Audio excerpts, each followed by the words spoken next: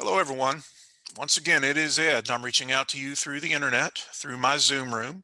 I'd like to welcome you back. If I haven't scared any of you off with the first video I recorded or the first week of class, you're watching this video, and we're going to talk in this video about research methods in sociology. Now, for many of you, you will probably not be dealing with research in sociology all that much. In fact, unless you go to graduate school or take a research methods class in undergraduate at a four-year university, you're probably not going to deal with research at all.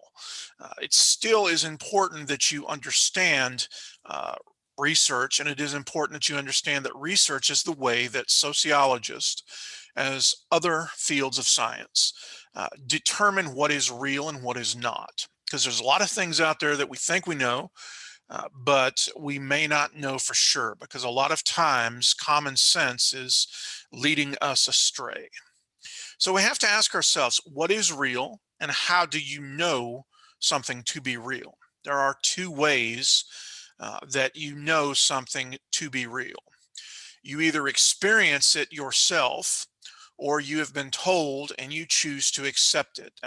You, as well as a lot of other people around you, choose to accept it.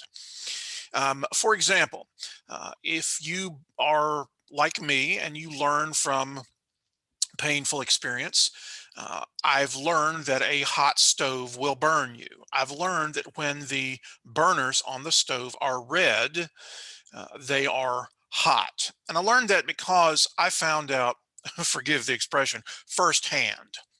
I learned that because when I was a kid, I was 5 years old, and red at the time was my favorite color.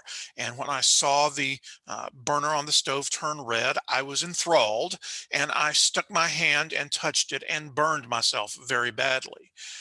That is something that no one is ever going to have to tell me, that a hot stove will burn you, because I found that out for myself. Now, I will just mention this to you. My current favorite color is no longer red. Imagine that, right? It is turquoise. So I experienced that firsthand, and that became my reality. There are other things that I could not know or could not have known, just like many of you, but we've been told and we choose to accept that reality. For example, the first person to walk on the moon, or even have we been to the moon? That's a question that a lot of people want to know, is have we even been to the moon? Well, the fact of the matter is, I don't know for sure that we have or not. I know that we've been told that, and a lot of people seem to accept that, and a lot of people have put it into my head. So I'm choosing to accept that reality as a fact. These are things that, of course, could not have known, like the moon, or, oh my gosh, can you imagine how old planet Earth is? Well, some people say it's a couple of billion, more than a couple of billion years old. Some people say it's only a couple of thousand years old. Well, newsflash, I'm not actually that old. I realize that I'm old, but I'm not that old. I can only attest to the last 46 years. Uh, but I've been told, people are being told certain things and they are choosing to accept it. So that's the way that we determine what's real. Now, the thing with research methods is that what social scientists are trying to do is they're trying to get a clearer picture of the world around them when they conduct research. And there are two types of research methods that they conduct. They either conduct quantitative studies or they conduct qualitative studies. It's very simple. Quantitative research focuses on numeric data. These are data that you are able to add, subtract, multiply, and divide. Just because something is numeric does not mean that it is necessarily quantitative. But I will tell you that a lot of times it is, especially if, as I mentioned, if you're able to add it, subtract it, multiply it, and divide it, and get a reasonable answer, something that makes sense to you. Um, so, for example, if I were to sample the entire class, and I were to come up with an average age, if I were to collect all of your ages and come up with the mean number for age of my students, that would be quantitative data. If I were to conduct a survey and ask how many cars you drive, or ask how many um, pets you own, this would be a quantitative survey because it would come up, the numeric data would come out, and it would give me a good picture of my students, or the people that I was studying. Qualitative data, on the other hand, is data that is simply descriptive. You are not able to break it down mathematically. You're not able to add it, subtract it, multiply it, and divide it. And I just wanted to point this out here as far as numeric data not being qualitative. For example, if I were to ask everybody's zip code or everybody's telephone number, I would not be able to take your telephone number or your zip code and do anything with it mathematically, because you really can't come up with an average phone number, the average phone number of the class. So keep in mind that just because something is numeric, just because you're seeing numbers, it does not necessarily mean that it is qualitative. Um, Qualitative data would focus on things such as what type of car you drive, what color car you drive. It would focus on things such as, your favorite television programs, things of that nature, things that are going to be descriptive and help paint a better picture of the target audience. So keep those things in mind. You'll be seeing a little bit more about that later on. The scientific method is used in sociology the same way that it is used in any other science, physical or otherwise. And if you're interested in learning about the scientific method, I've actually given you the steps right here, and you can study that. I'm actually not going to cover that because, as I mentioned, many of you will not be seeing research methods or methodology out there, but the scientific method is there for you on this PowerPoint. So let's go ahead and skip this. I'm sure that that's going to break a lot of people's hearts. And I do want to talk about cause and effect. Uh, and the way that I have always been told this, the way that my wife, who is the greatest statistics teacher, the greatest statistics professor that ever lived, um, she explained to me once that correlation does not imply causation. Just because two things are correlated with one another, it does not necessarily mean that one thing causes the other. You have to rule out, you have to take three criteria in mind in order to say that X causes Y. The first thing you have to do is you have to prove that there is a relationship between X and Y. That means as X moves up or down, as X increases or decreases, Y increases or decreases. Now, it doesn't necessarily have to be the same direction. For example, X can increase whereas Y can decrease. But there has to be a movement. When one jumps, the other one jumps as well. The second thing that you have to prove is that X comes before Y.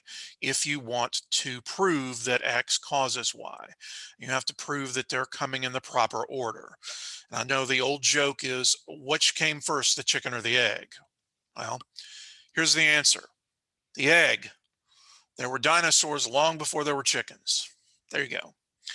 And finally, the third thing that you have to prove is that there is nothing else that is causing uh, Y to jump, um, that also would be causing X to jump. You don't want anything to get in the way of confounding, or I shouldn't say confounding, creating a level of spuriousness. Spuriousness means that there is an intervening variable that is causing Y to move up or down as well.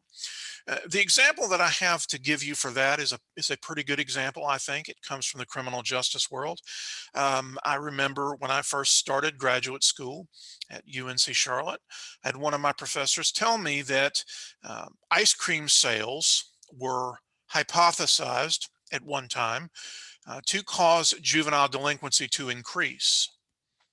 And there was some evidence that suggested that as ice cream sales increased, juvenile delinquency also increased.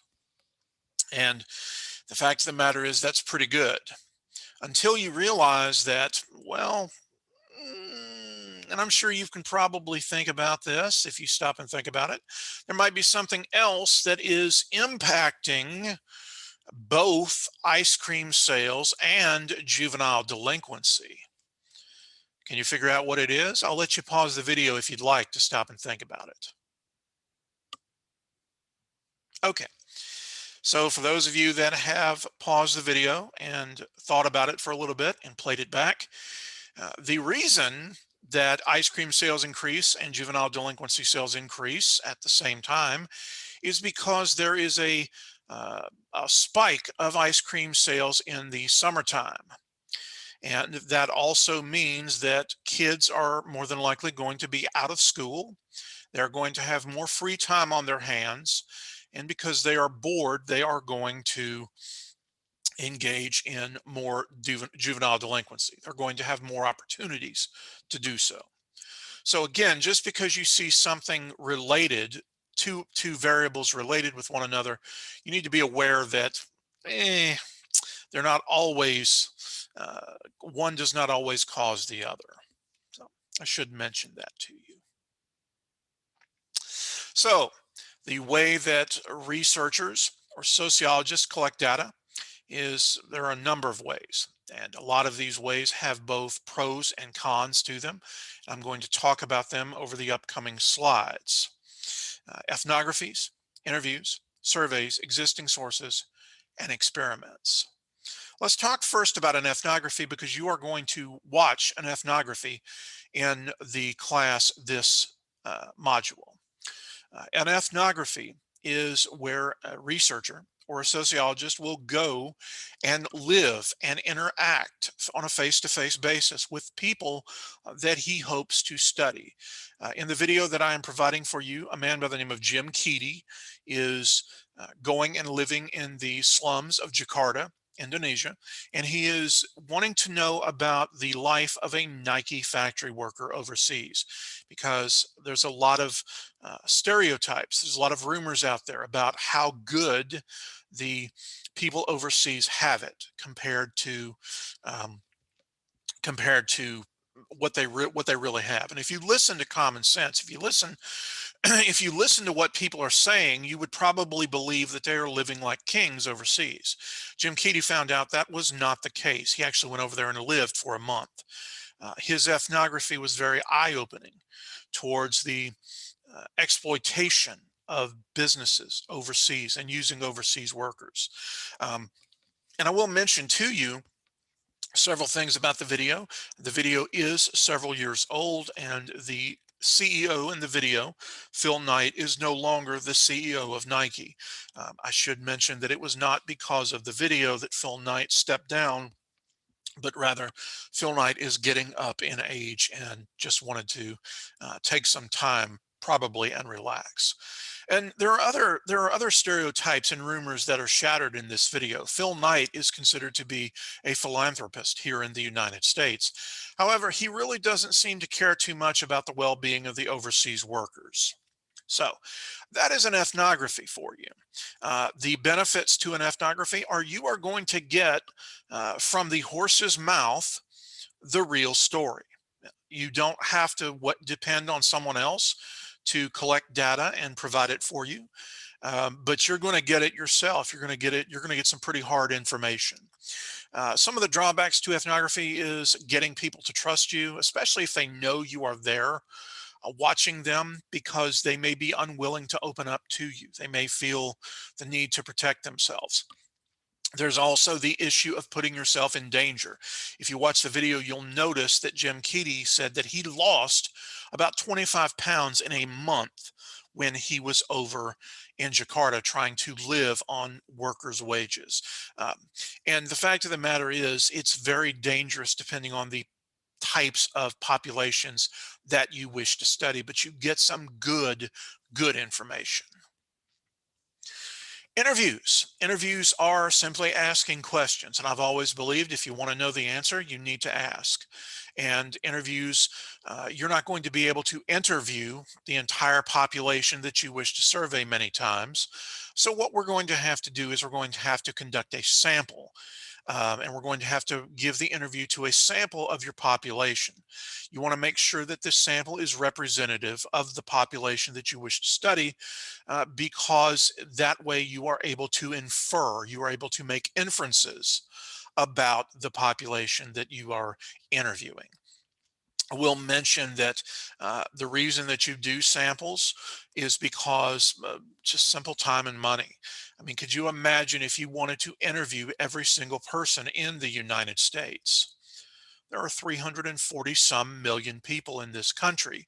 And the fact of the matter is that would be very time consuming and that would be very expensive to get it done. Um, so just be aware that you are conducting a sample. Okay. And you need to focus on either open-ended or close-ended questions. And I'm going to explain those to you right now. An open-ended question is where the interviewer will give you a question, they'll ask you a question, and they'll just let you answer anything that you like. Anything that pops into your head is an open-ended question. A close-ended question is where the interviewer asks you a question and they give you a list of options to select from. So for example, if I were talking about an open-ended question, I would say to you, what is your favorite TV show? And you could just answer anything that pops into your head. If I were to say, what is your favorite TV show? And I were to give you a list of TV shows to choose from: Brooklyn Nine-Nine, The Office, Parks and Rec, 30 Rock, Supergirl, whatever shows come to mind that I can think of to put on that question, I'm going to provide them for you and have you choose between them. I also may, on a close-ended question, in many instances, give the option for other, which I allow you to write in your answer. But close-ended questions generally focus on restricting the number of choices that a respondent has. Surveys are like interviews, except they are written down. Interviews. I forgot to give you the pros and cons. I'm so sorry. Interviews are relatively cheap to conduct. They are cheap. They are easy.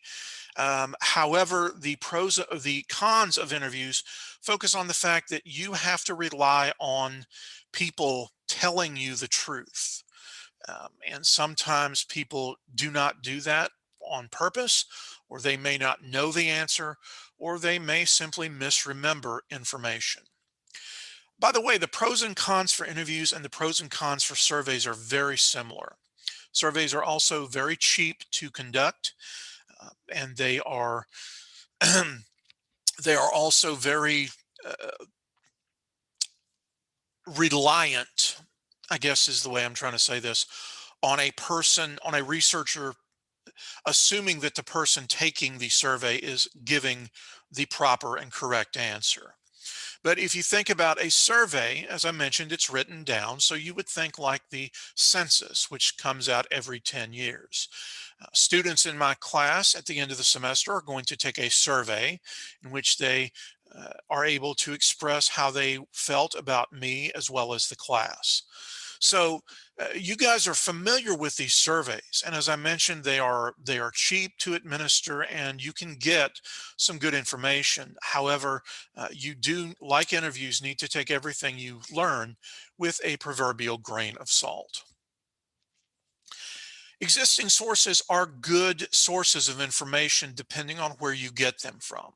And I'll just say that right there. I believe in if you've done something, if something has been done before, do not reinvent the wheel. Keep it simple. And existing sources are excellent sources of information out there, simply because they are free, oftentimes free or available for a very low cost. And excuse me, they have also been collected by somebody else. So excuse me, so you are not having to go through the trouble of actually collecting the data yourself. Um, I will mention, however, that you are dependent upon the researchers who conducted the information to be, number one, unbiased, which sometimes they are and sometimes they're not.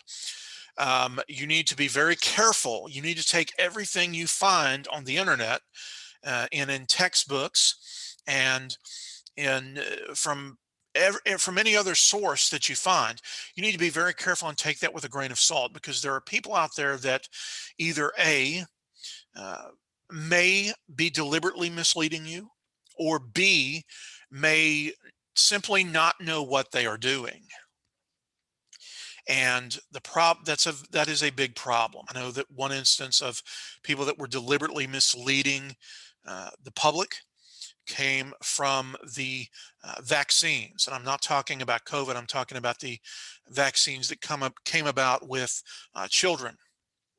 And the gentleman who did it was paid by people who were wishing to find a correlation or a link between autism and vaccines.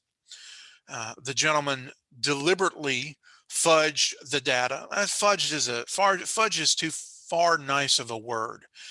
He lied. He lied. He deliberately lied.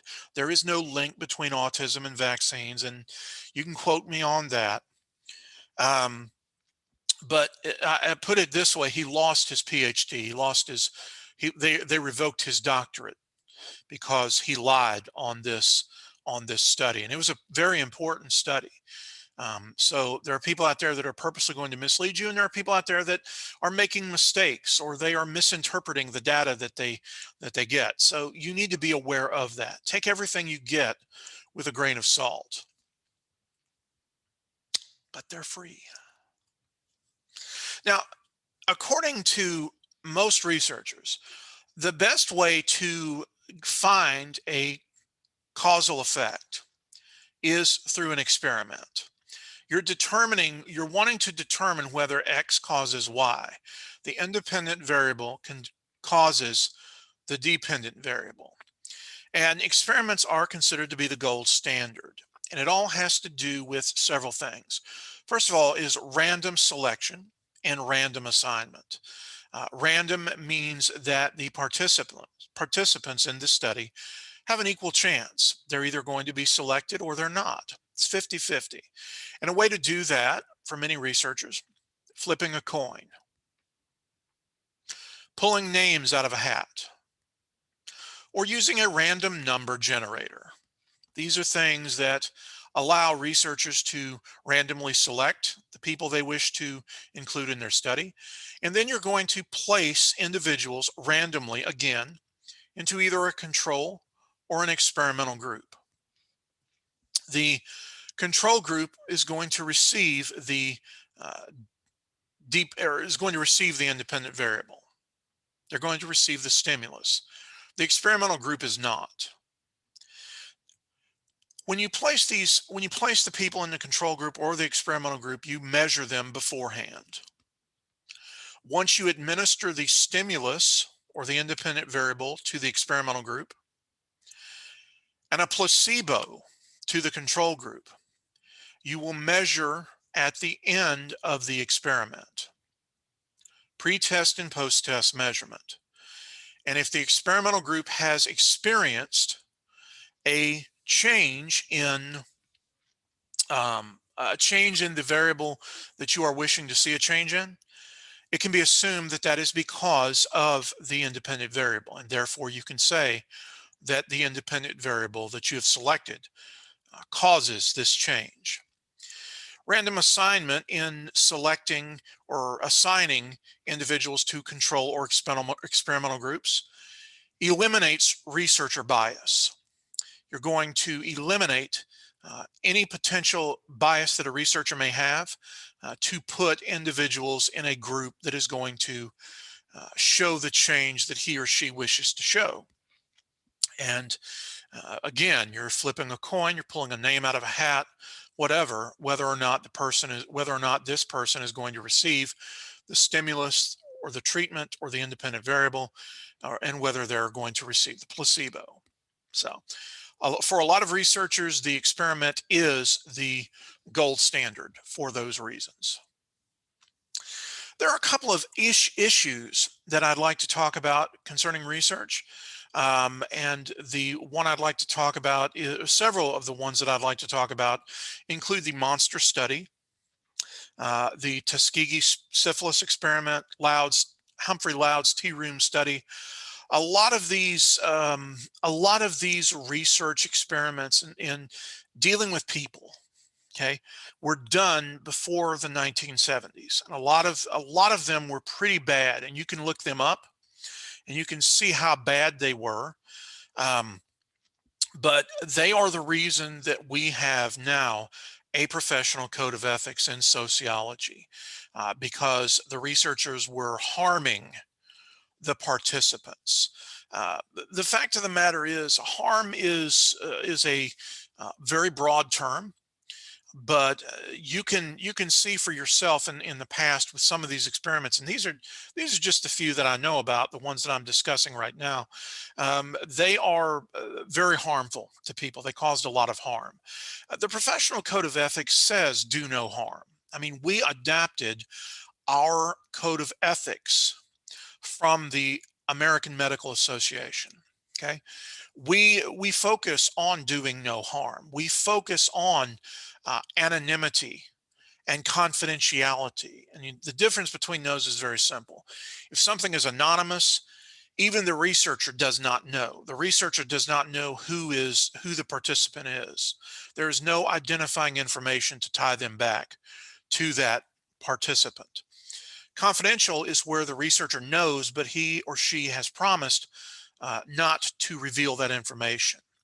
There are some exceptions to that, and these exceptions come about when it deals with child abuse. And I should mention here that the researcher is a mandated reporter, and he is required by law to report suspected child abuse. There's also the issue of voluntary participation. You cannot force someone ethically to participate in your research study. There's also the issue of consent and dealing with getting voluntary consent. A person pretty much has to know what he or she is signing up for. And these are all things that come about through an IRB, an institutional review board. If you are at an agency that is receiving federal funding, such as a school uh, or a hospital, or one of those things, or anything else that's receiving federal funding, and you are receiving that funding and you are conducting research, you have to go through an IRB in order for you to be approved to do the research. An IRB is a committee of people that are going to look at your experiment proposal, your research proposal, and they are going to determine whether or not it is safe for the participants to participate. Okay, and it's unfortunate that we actually have to do that, but as I mentioned in the past, we've had some pretty bad researchers, and we're going to talk about some more of those um, when we talk about conformity in this class. But just keep that away. Keep that in the back of your minds. There's also the idea that Weber had that researchers or sociologists should be value free. Definitely our values are going to drive the research that we're interested in, but we are supposed to keep in mind that we do have our biases, and we need to be aware of our biases when we are conducting research. And by becoming aware of them and acknowledging them, we can hopefully reduce them. That's the idea behind things, behind the value-free sociology. So, ladies and gentlemen, that's all I have for tonight. This was research in a nutshell. Of course, there are full classes that last an entire semester based on research. But as I mentioned, unless you are going to graduate school or unless you are going to take a research methods course in a four-year university, you are probably not going to be dealing with it all that much. My only concern is keep in mind that you need to take everything that you find with a proverbial grain of salt. In fact, make that a great big dash of salt. because there's a lot of information out there that is simply untrue. And there's a lot of information out there that is simply untrue for a myriad of reasons. Not to mention the fact that, or including the fact, I should say, that people are purposely lying to you or people have made a mistake. So I will see you online. If you have any questions, reach out to me. Oh, I do want to show you this. I'm going to stop the screen here if I can. Um, If you guys have not noticed this already, I'd just like to point out that if on some of these slides, if you go under and you download the PowerPoint and you pull them up, I have additional notes for you. Um, I'm going to go back here and show you some of the examples that I have here. In last week's lecture with the conflict theory, you see this here. For example, with Marx, I wrote a lot about Marx here. Um, but you'll see that throughout the semester. I just wanted to let you guys know that I'm trying to look out for you as best I can. And if you have any questions, again, I'll see you online. Have a good one.